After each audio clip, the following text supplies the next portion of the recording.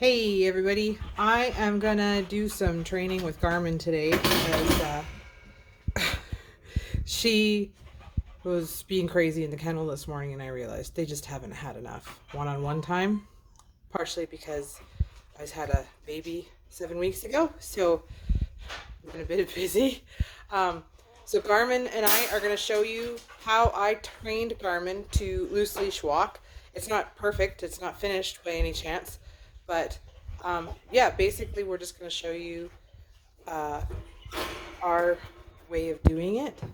And I really like this. This is the first time I've done it this way with a dog, that I've been on top of things, and I really like it. So far, it's working out really great.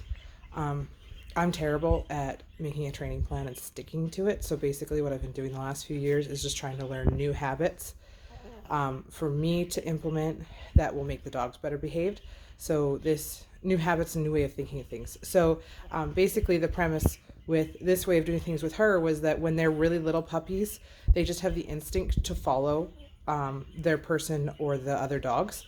So whenever I took her out, she would just have the instinct to stay with me, and I just kept reinforcing that. I start by reinforcing her being in the general area around me, and then I try to get exact positioning by using different mechanics from myself, by delivering the treats a different way. So I'll show you those things. It's kind of windy because I live in Saskatchewan, so who knows what the sound will be like, but hopefully you can hear and figure out what's going on with us. Here's Garmin. Hey Garmin, say hello. Hello. Hi. Hello. You're a happy girl. Okay. All right. Hopefully I can show you something good. All right. So I'm trying to stay on the less windy side of the house.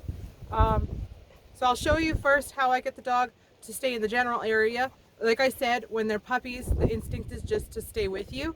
So you build on that. And then what I do is I throw treats and I use a signal word for her that I've trained her since she was really little, like since her and her siblings were eating on their own. I've been training this and using them to move them around. So like 4 to 6 weeks, she probably learned this trick. And basically what I say is I say SEARCH, that word, and then I throw a treat. I'm not saying it because otherwise she'll be looking for something and I don't have treats ready for her yet. And I just throw that in the general area around me so that she always knows that good things happen around me. So that's the first thing I'll do. So I'll show you that. You ready, sweetie? Actually, I'm not going to wear gloves. Yeah, they'll just get in the way.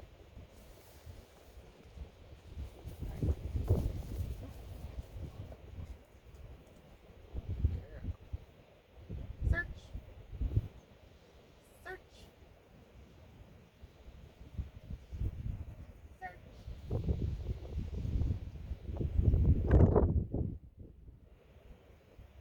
Search. Okay, go. Over here. Right here. Right here. Search.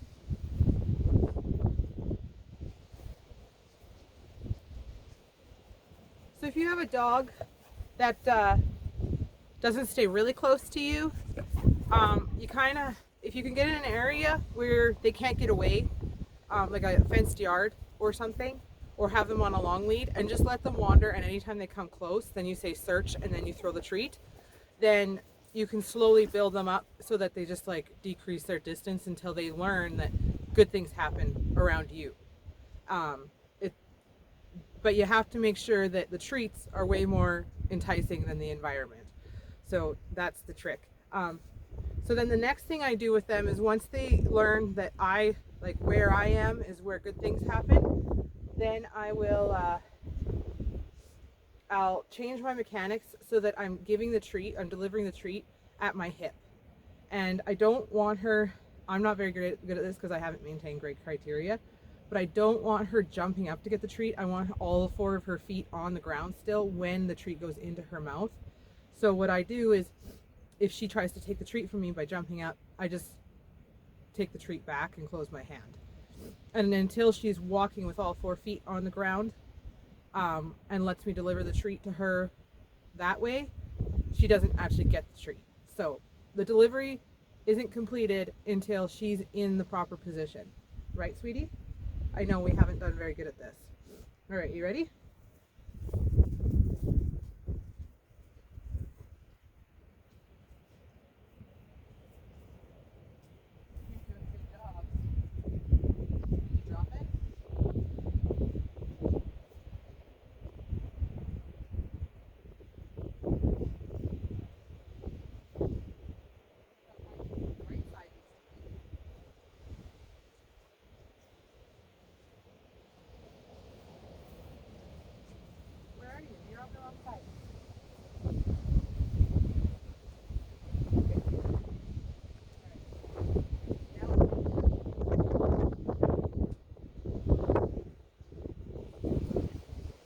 Dogs don't generalize well, so I practiced the right side, now I have to practice the left side.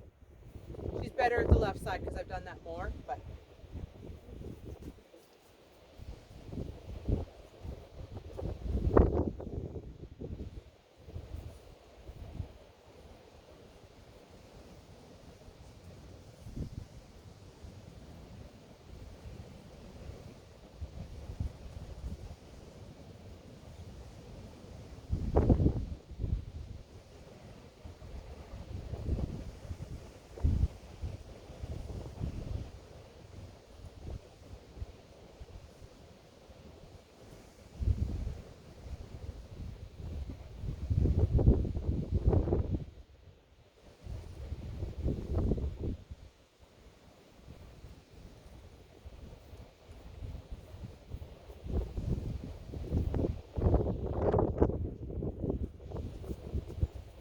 so a few disclaimers.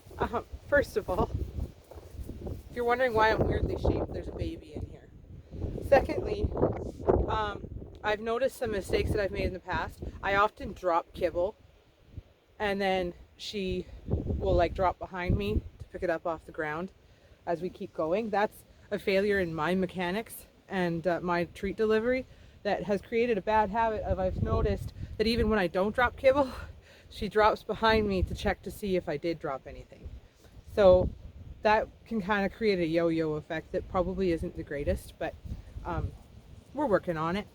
The other thing I wanted to say was there's probably a lot of things you wouldn't do this way if you're trying to train like a champion obedience dog or something.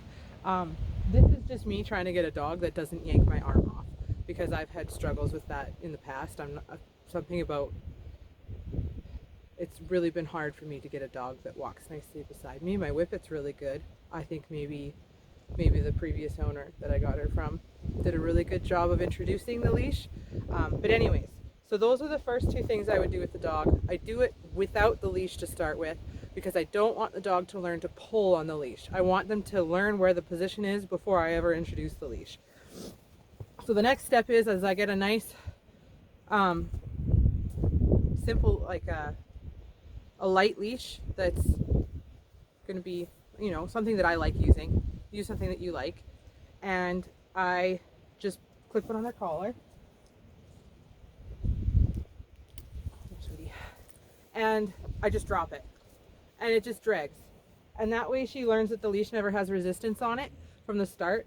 I've noticed this cuts down on some issues, like the last lab puppy I had, which was her mum. We still have her, but when she was a puppy, when her mom was a puppy, she would constantly like play tug of war with the leash. She would put the leash in her mouth and she either wanted to carry it or pull on it with her mouth. And I mean, part of that is the retriever thing. They're really mouthy. They want to put everything in their mouths.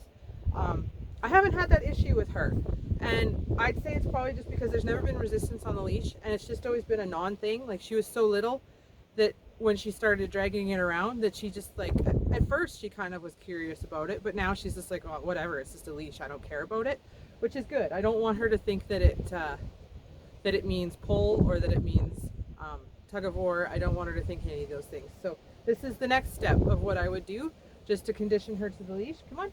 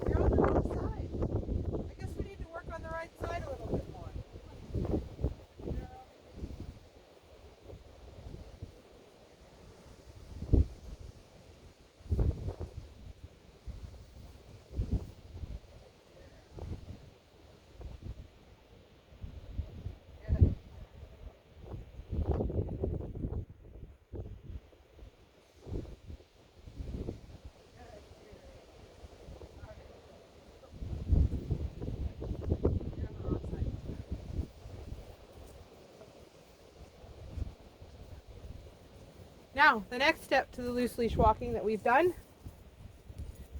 is I actually hold the leash. I hold the leash really loose.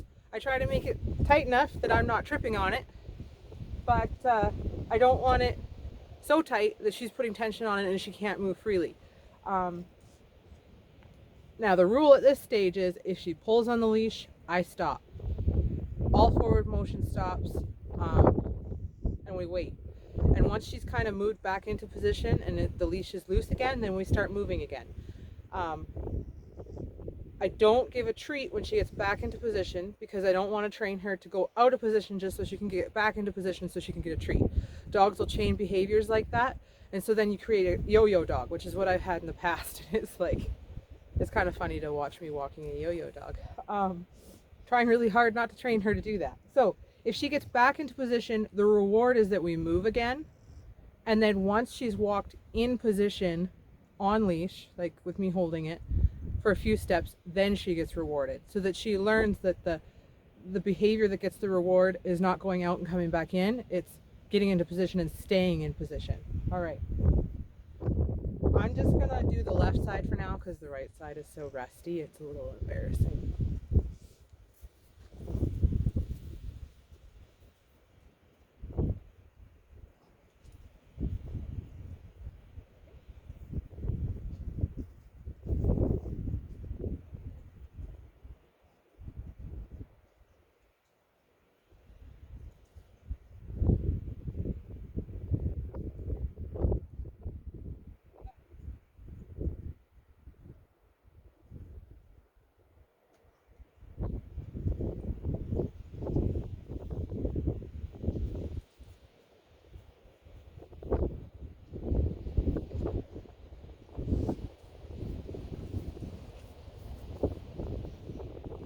So that's that.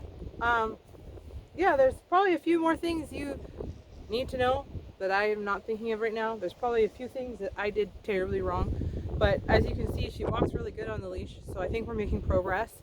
The next things we need to do to bomb-proof this scale is I need to take her out and about to places with more distractions.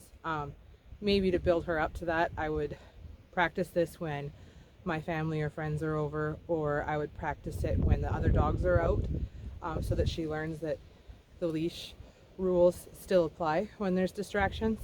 But for now, I think she's doing really good. We took her to the vet the other day, or a few weeks ago, and I took her out for a little bit of a walk while my husband was doing errands, and she did really good, just hanging out at the end of the leash. A couple times she saw people and got excited and pulled on it, and I just stood there and waited, and she calmed down and got into position, and we started walking again, and she figured out pretty quick that the distractions doesn't mean she can pull. So anyways, that's that for how I trained the loose leash walking.